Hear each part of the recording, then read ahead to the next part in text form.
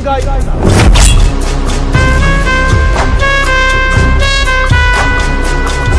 ಮತ್ತೆ ಲಿಂಗಾಯತ ಧರ್ಮದಂಗಲ್.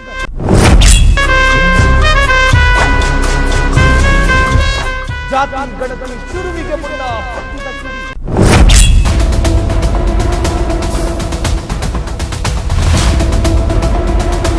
ರಾಜ್ಯದಲ್ಲಿ ಜಾತಿ ಗಣತಿ ಸಮೀಕ್ಷೆ ವಿಚಾರ ಧರ್ಮದಂಗಲ್ಗೆ ಮುನ್ನುಡಿ ಬರೆದಿದೆ.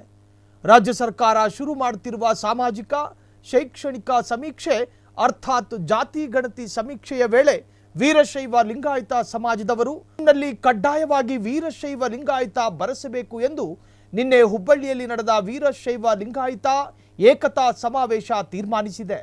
ಆದರೆ ಸಮಾಜದವರು ತಮ್ಮ ಸ್ವಂತ ನಿರ್ಧಾರದ ಆಧಾರದ ಮೇಲೆ ಧರ್ಮದ ಹೆಸರು ನಮೂದಿಸಬಹುದು ಎಂದು ಸಮಾವೇಶ ಪ್ರತಿಪಾದಿಸಿದೆ. ಹೌದು, ಹುಬ್ಬಳ್ಳಿಯ ನೆಹರು ಸ್ಟೇಡಿಯಂನಲ್ಲಿ ಅಖಿಲ ಭಾರತ ವೀರಶೈವ ಲಿಂಗಾಯತ ಮಹಾಸಭಾ ಏರ್ಪಡಿಸಿದ್ದ ಈ ಬೃಹತ್ ಸಮಾವೇಶದಲ್ಲಿ ನೂರಾರು ಮಠಗಳ ಮುಖ್ಯಸ್ಥರು, ರಾಜಕೀಯ ನಾಯಕರು ಪಾಲ್ಗೊಂಡು ಒಗ್ಗಟ್ಟಿನ ಮಂತ್ರ ಜಪಿಸಿದ್ರು. ಲಿಂಗಾಯತ ಬೇರೆಯಲ್ಲ, ವೀರಶೈವ ಬೇರೆಯಲ್ಲ, ಎರಡೂ ಒಂದೇ ಎಂದು ಪ್ರತಿಪಾದಿಸಿದ್ರು.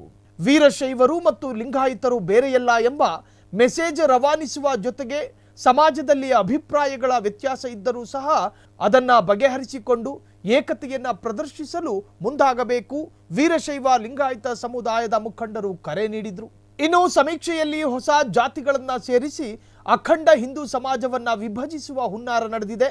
ಹಿಂದೂಗಳ ಸಂಖ್ಯೆ ಕುಂಠಿತಗೊಳಿಸಲು ಕಾಣದ ಕೈಗಳು ಕೆಲಸ ಮಾಡಿವೆ. ವೀರಶೈವ ಲಿಂಗಾಯತ ಸಮಾಜವನ್ನ ಸ್ವತಂತ್ರ ಧರ್ಮವಾಗಿಸಲು ಮಹಾಸಭಾ ಎಷ್ಟೇ ಪ್ರಯತ್ನಿಸಿದ್ರೂ ಕೇಂದ್ರ ಸರ್ಕಾರ ಮಾನ್ಯತೆ ನೀಡಿಲ್ಲ. ಹೀಗಾಗಿ ಸಮೀಕ್ಷೆಯಲ್ಲಿ ಸಂವಿಧಾನ ಮಾನ್ಯ ಮಾಡಿದ ಧರ್ಮವನ್ನೇ ಉಲ್ಲೇಖಿಸಬೇಕು. ಹೊಸ ಧರ್ಮ ಹುಟ್ಟುಹಾಕುವ ಬದಲು ಇರುವ ಧರ್ಮ ಸುಭದ್ರವಾಗಿಸೋಣ ಎಂದು ಬಾಳೆಹೊನ್ನೂರು ಶ್ರೀ ರಂಭಾಪುರಿ ಮಠದ ಪ್ರಸನ್ನ ರೇಣುಕಾ ವೀರ ಸೋಮೇಶ್ವರ ಶಿವಾಚಾರ್ಯ ಕರೆ ನೀಡಿದ್ರು. ಒಂದಾಗಿ ಸಮಾನ ಮನಸ್ಕರಾಗಿ ಕೆಲಸ ಮಾಡಿದರೆ ಅಸಾಧ್ಯ ಅನ್ನುವಂಥದ್ದು ಯಾವುದೂ ಕೂಡ ಇಲ್ಲ ಅನ್ನುವಂಥ ಒಂದು ಆತ್ಮವಿಶ್ವಾಸ ಇವತ್ತು ನಮಗೆ ಕಂಡು ಬರ್ತಾ ಇದೆ. ಬಹುಶಃ ಈ ಸಂದರ್ಭದಲ್ಲಿ ಆಗಮಿಸಿದಂಥ ಎಲ್ಲ ಮಠಾಧೀಶರು ಅವರೆಲ್ಲ ಧ್ವನಿನೂ ಕೂಡ ಒಂದೇ ಆಗಿದೆ ಹೊರತು ಬೇರೆ ಬೇರೆ ಅಲ್ಲ. ವೀರಶೈವ ಲಿಂಗಾಯತ ಇವು ಎರಡೂ ಒಂದೇ. ಇತ್ತೀಚೆಗೆ ಕೆಲವು ಜನರು ಒಡಕಿನ ಧ್ವನಿಯನ್ನ ಹುಟ್ಟು ಹಾಕಿದ್ರು ಹೊರತು ಇವು ಯಾವಾಗಲೂ ಒಂದಾಗಿ ಕೆಲಸ ಮಾಡಿದಂಥದ್ದನ್ನ ನಂಬಿದಂಥ ಭಕ್ತರಿಗೆ ಧಾರ್ಮಿಕ ಸಂಸ್ಕಾರಗಳನ್ನ ಸದ್ವಿಚಾರಗಳನ್ನ ಮನವರಿಕೆ ಮಾಡಿ ಸಮಾಜದಲ್ಲಿ ಭಾವೈಕ್ಯತೆಯ ಬೆಸುಗೆಯನ್ನ ಹಾಕ್ತಾ ಬಂದಿದ್ದು ತಾವೆಲ್ಲ ನೋಡಿದ್ದೀರಿ.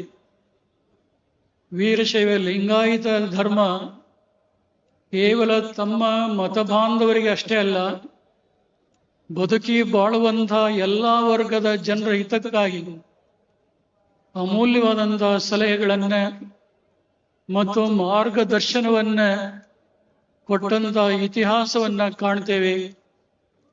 ಶ್ರೀಮದ್ ರಂಭಾಪುರಿ ಲಿಂಗೈಕ್ಯ ವೀರ ಗಂಗಾಧರ ಜಗದ್ಗುರುಗಳು ಬಹಳ ದೂರದೃಷ್ಟಿ ಇಟ್ಟು ಸಮಾಜದ ಸುಭದ್ರತೆಗಾಗಿ ಭಾವೈಕ್ಯತೆಯ ಸಂದೇಶವಾಗಿ ಮಾನವ ಧರ್ಮಕ್ಕೆ ಜಯವಾಗಲಿ, ಧರ್ಮದಿಂದಲೇ ವಿಶ್ವಕ್ಕೆ ಶಾಂತಿ ಅನ್ನುವಂಥ ಬಹುದೊಡ್ಡ ಸಂದೇಶವನ್ನ ಕೊಟ್ಟಿದ್ದು ನಾವು ನೀವೆಲ್ಲ ಕೇಳ್ತಾ ಇದ್ದೇವೆ. ಜಗದ್ಗುರು ರೇಣುಕಾಚಾರ್ಯ ಹೇಳಿದಂಥ ವಿಚಾರಧಾರೆಗಳು ಬೇರೆ ಅಲ್ಲ. ವೀರಶೈವ ಮತ್ತು ಲಿಂಗಾಯತ ಒಂದೇ ಧರ್ಮವಾಗಿದೆ. ಅಲ್ಲಲ್ಲಿ ಒಡಕಿನ ಧ್ವನಿ ಕೇಳಿ ಬರುತ್ತಿರುವುದು ದುರಂತಕರ ಸಂಗತಿ. ನಮ್ಮ ಧರ್ಮವು ಪ್ರತ್ಯೇಕವಾಗಬೇಕು ಎನ್ನುವುದು ನಮ್ಮ ಬೇಡಿಕೆ.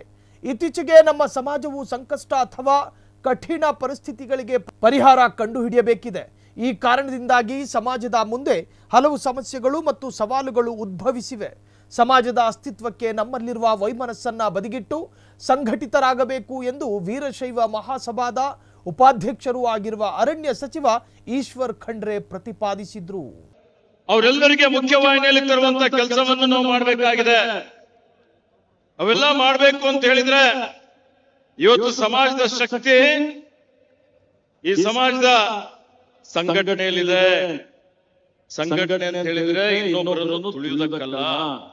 ನಾವು ನಮ್ಮ ಅಸ್ತಿತ್ವವನ್ನು ಇಟ್ಕೊಂಡ್ರೆ ಮಾತ್ರ ನಾವೆಲ್ಲ ಇನ್ನೊಬ್ಬರೊಂದಿಗೆ ಚೆನ್ನಾಗಿರ್ಲಿಕ್ಕೆ ಸಾಧ್ಯ ಇದೆ ಅನ್ನುವಂತ ಮಾತನ್ನು ನಾನು ಹೇಳಿಕೆ ಬಯಸ್ತಾ ಇದ್ದೇನೆ. ಇನ್ನು ಈ ಸಮಾವೇಶದಲ್ಲಿ ಕಾಶಿಪೀಠದ ಮಲ್ಲಿಕಾರ್ಜುನ ಶಿವಾಚಾರ್ಯ, ವಿಶ್ವಾರಾಧ್ಯ ಶ್ರೀ ಶೈಲಪೀಠದ ಚನ್ನಸಿದ್ದರಾಮ ಸ್ವಾಮೀಜಿ, ಉಜ್ಜಯಿನಿ ಸಿದ್ಧಲಿಂಗ ದೇಶಿಕೇಂದ್ರ ಸ್ವಾಮೀಜಿ, ಶಿರಹಟ್ಟಿಯ ಫಕ್ಕೀರ ಸಿದ್ದರಾಮ ಸ್ವಾಮೀಜಿ, ಮುಪ್ಪಿನ ಬಸವಲಿಂಗ ಸ್ವಾಮೀಜಿ, 3000 ಮಠದ ಗುರುಸಿದ್ಧ ರಾಜಯೋಗೀಂದ್ರ ಸ್ವಾಮೀಜಿ, ಇನ್ನು ಶಿರಹಟ್ಟಿ ಫಕೀರ ದಿಂಗಾಲೇಶ್ವರ ಸ್ವಾಮೀಜಿ, ಕೇಲಿ ಸಂಸ್ಥೆಯ ಅಧ್ಯಕ್ಷ ಪ್ರಭಾಕರ ಕೋರೆ, ವಿಧಾನ ಪರಿಷತ್ ಮಾಜಿ ಸಭಾಪತಿ ವೀರಣ್ಣ ಮತ್ತಿಕಟ್ಟಿ, ಪ್ರಮುಖರಾದ ಶಂಕರಣ್ಣ ಮುನವಳ್ಳಿ ಸೇರಿದಂತೆ ನೂರಾರು ಮುಖಂಡರು ಪಾಲ್ಗೊಂಡಿದ್ದರು. ಮುಂಬರುವ ಸರ್ವೆಯಲ್ಲಿ ಧರ್ಮ ಜಾತಿ ಕಾಲಂನಲ್ಲಿ ಏನು ಉಲ್ಲೇಖಿಸಬೇಕು ಎಂಬುದರ ಬಗ್ಗೆ ಪಾಲ್ಗೊಂಡಿದ್ದ ಹಲವು ಶ್ರೀಗಳಿಂದ ಹಾಗೂ ರಾಜಕೀಯ ಮುಖಂಡರಿಂದ ಭಿನ್ನ ನಿಲುವು ವ್ಯಕ್ತವಾದ ಕಾರಣ ಈ ಬಗ್ಗೆ ಯಾವುದೇ ಕ್ಲಾರಿಟಿ ತೆಗೆದುಕೊಳ್ಳಲು ಸಮಾವೇಶದಲ್ಲಿ ಸಾಧ್ಯವಾಗಲಿಲ್ಲ. ಒಟ್ಟಾರೆ ಏಕತೆಯ ಮೆಸೇಜ್ ಕೊಡುವ ಸಮಾವೇಶದಲ್ಲಿ 2 ರೀತಿಯ ನಿಲುವು ಮೂಡಿ ಬಂದಿದೆ. ಹೀಗಾಗಿ ಜಾತಿ ಗಣತಿ ಸರ್ವೆಯಲ್ಲಿ ಧರ್ಮ ಜಾತಿ ಕಾಲಂನಲ್ಲಿ ಏನು ಬರೆಸಬೇಕೆಂಬ ಗೊಂದಲ ಮುಂದುವರೆದಿದೆ. ಇದಕ್ಕೆ ವೀರಶೈವ ಲಿಂಗಾಯತ ಮಹಾಸಭಾ ಉತ್ತರ ಕಂಡುಕೊಳ್ಳಬೇಕಿದೆ. Rohan M Hiremath, freedom TV, Bengaluru.